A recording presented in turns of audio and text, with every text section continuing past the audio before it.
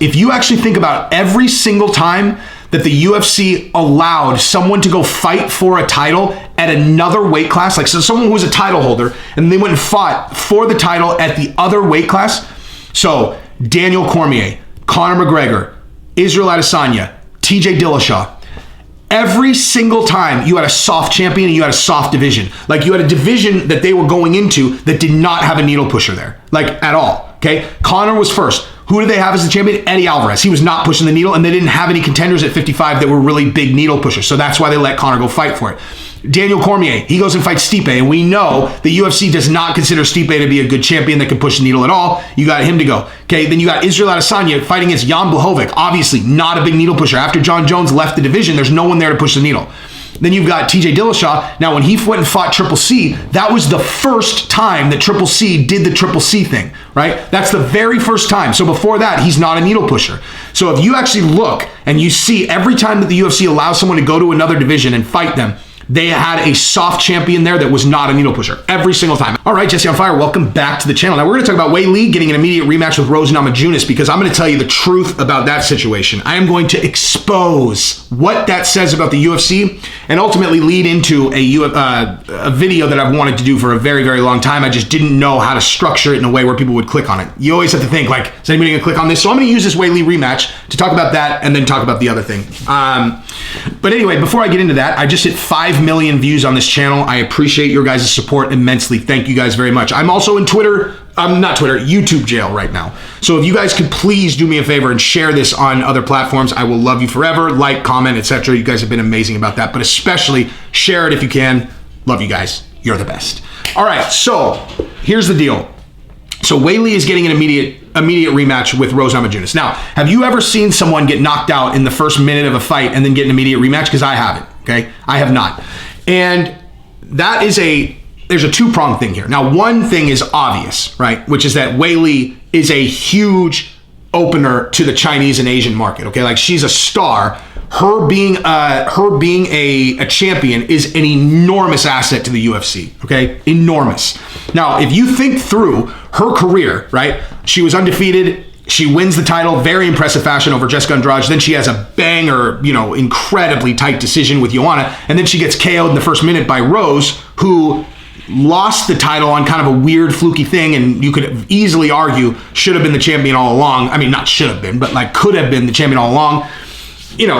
It's the fact that there aren't any really exciting contenders, of course, plays into it. But Weili being from China, that is the driving force behind this because it opens that market up immensely. It's really crazy to think about the fact that the UFC wants Weili to win, considering Rose is super marketable. Super marketable. There's almost no other person as marketable as Rose who would ever be fighting someone else, and the UFC definitely be rooting for that other person. And it's just because Weili's from China, and that is a huge market, an enormous market, right? And so that is the truth. That is why she's getting this fight, 100%. 100%. Then, what's her name? Carla Esparza deserves a title shot, but seriously, ask yourself this. Compare pay-per-view needle mover, Weili and Carla Esparza. I'm not even Chinese, and I'm telling you, I am 20 times more excited to see Weili fight Rose Namajunas again than I would be to watch her fight Carla Esparza, even though Carla Esparza's beat Rose in the past, right? And so this brings us to the rest of this video, which is this. I want to talk about the fighters in the UFC that are actual serious needle movers that the UFC is always going to give favorable matchups to and hopes that they win, okay? Now, if you think that what I'm saying here is me like chastising the UFC, that is the opposite. I'm saying I know this because it's exactly what I would do. It's exactly what I would do for the 1,000th time. The UFC is not a pure sport. It's a business. It's not like NFL where whoever wins, they get to go to the playoffs and then whatever. It's not like this is not that sport. There are other factors, which is why if you want to look at a fighter and look at them as a total package, how they do in the octagon is not the total package because that is not going to be the only thing that's considered into whether they get title shots or not, or whether they get big fights or not. So seriously, you're like, that guy, great fighter. Not really the total package. And that there are things they can do about that. I'm not even going to waste any more time on that. I've talked about that a million times.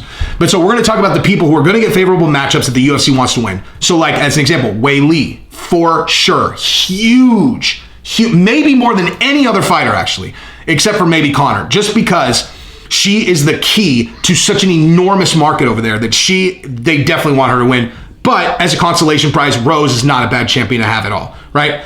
Then when you go to the women, obviously it's Amanda and Valentina. There's nothing really to talk about in the other women's divisions. But on the men's side, we'll go small to big. So I think that Moreno, as an example, is a huge asset that the UFC wants to protect. I don't think that they're going to do Figueiredo again, because Figueiredo is a Brazilian fighter. He's a great star. He's a finisher. He's on, like, if they had them fight again, that's actually very similar to the Weili and Rose situation, because Figueiredo, people want to watch him fight, but Moreno's the first Mexican-born champion. He opens an enormous market for them. They are going to protect Moreno for sure. Now, when they're the champion, you can't protect them that well. You know what I mean? Like, there's only so much you can do.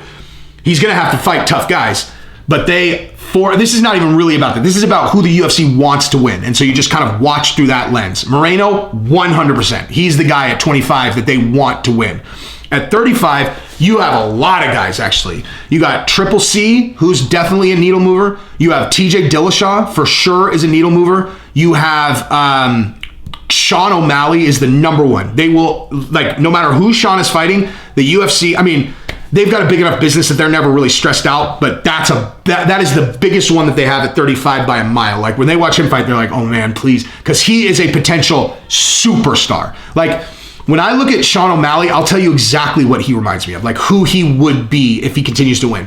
He is pre-scandal John Jones. That's what kind of star he'll be, because I'm not going to say he's going to be another Conor, because I actually don't know if there'll ever be another Conor, but O'Malley is going to be like the star power will be just like John Jones before the DUI, before any of that stuff started. People don't seem to remember how big of a star John was back then. But that's what I see for Sean O'Malley if he continues to win, especially if he becomes a champion. At 45, it's a little bit light. There's not really anybody aside from Max Holloway that you're really Max Holloway for sure is the guy that they're hoping wins, right? He can move the needle to a certain point. I think Brian Ortega also is one that's really popular that they're hoping wins. And that is pretty much it at 45. 55 is definitely Conor, of course. Definitely Islam Makhachev for sure. Islam Makhachev he's on Moreno level, on Weili level, because he is there. Khabib is out. Islam Makhachev is in for that part of the world. Like, he is a hugely important chess piece for them. And Dariush kind of, but Islam Makhachev especially, because he's connected to Khabib. Like, that one, they are going to do whatever they can to give him favorable matchups and then try to get him as the title holder, at the very least, to where he gets huge fights. Also, Michael Chandler, for sure. Huge needle mover. If he becomes a champion and starts talking, even though maybe not right this second, he's not this, but he is like American hero. If he becomes a champion, he will be such an enormous star, dude, because he's so exceptional on the mic, dude. Like, go watch that Dan Hooker fight. It's that initial performance that he had when he came in, knocked out Dan Hooker, took the mic, did those calls, is the greatest debut performance of all time, from like, here I am, boom, top to bottom. I'm not just talking about like the fight itself, because if you're just going to talk about the fight, the ultimate debut ever was Anderson Silva over Chris Lieben. But when you take the total package and the talk on the mic, definitely Michael Chandler. Gaethje is a good needle mover also. And that is probably it. Okay, welterweight, easy. Jorge Masvidal, probably number one. Nate Diaz, Colby Covington, and oh my God, there's someone I'm forgetting. But whatever, those three guys for sure. Kamaru Usman has done an exceptional job as the champion of embracing the fact that he doesn't need to push the needle. He just needs to beat the shit out of everybody. So he just welcomes them. He's like, come on in, dude. Yeah. You go ahead. Keep pushing that needle, dude. Keep pushing the needle, and then I'll take the back end on the pay-per-view when I smash your face in. So, like, if Kamaru Usman lost, as an example, I do believe he's actually a needle pusher. I actually do believe that, like, if he lost a close decision and then he was fighting like in a title eliminator, I think a lot of people would watch that, actually. I think that he has become a needle mover, but it's kind of hidden and people don't realize it because he's been fighting all these big guys. So you can't really disseminate, like, are they fighting it? Like, is the needle getting pushed because of Jorge or because of Colby, or is it actually because of Kamaru? Like, I actually think Kamaru Usman has become a needle pusher too, and I think it's just a little murky for the UFC currently, but I would bet you that they're going to figure out that he actually is. Although, I don't know what the Usman and Burns fight did, which would either prove or disprove that. Anyway, middleweight, easy. Israel Adesanya, Paulo Costa. And Darren Till. Those are your three guys that the UFC is very much actively wants to win all the time. Enough to where, because you don't have anyone at 205, you have Izzy go up and fight for the title at 205. You know, like, if you actually think about this, dude, wow, I got to put this at the front of the video. Okay, I can't believe I never realized this. If you actually think about every single time that the UFC allowed someone to go fight for a title at another weight class, like so someone who was a title holder, and they went and fought for the title at the other weight class. So Daniel Cormier, Conor McGregor, Israel Adesanya, TJ Dillashaw. Every single time you had a soft champion and you had a soft division. Like, you had a division that they were going into that did not have a needle pusher there, like, at all. Okay, Conor was first. Who did they have as the champion? Eddie Alvarez. He was not pushing the needle, and they didn't have any contenders at 55 that were really big needle pushers. So that's why they let Conor go fight for it. Daniel Cormier, he goes and fights Stipe, and we know the UFC does not consider Stipe to be a good champion that can push the needle at all. You got him to go. Okay, then you got Israel Adesanya fighting against Jan Blachowicz. Obviously, not a big needle pusher. After John Jones left the division, there's no one there to push the needle. Then you've got TJ Dillashaw. Now, when he went and fought Triple C, that was the first time that Triple C did the Triple C thing, right? That's the very first time. So before that, he's not a needle pusher.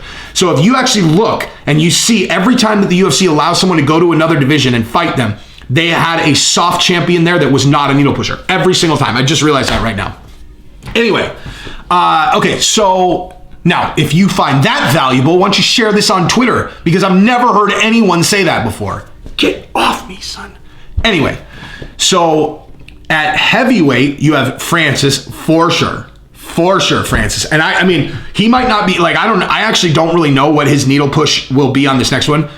But, like, now that he's more visible, contract disputes, all that stuff, knocked out Stipe, assuming that he wins his next fight, which I'm sure would be by decapitation, like, he is a visible champion that is going to push the needle because he's a killer. He's a killing machine.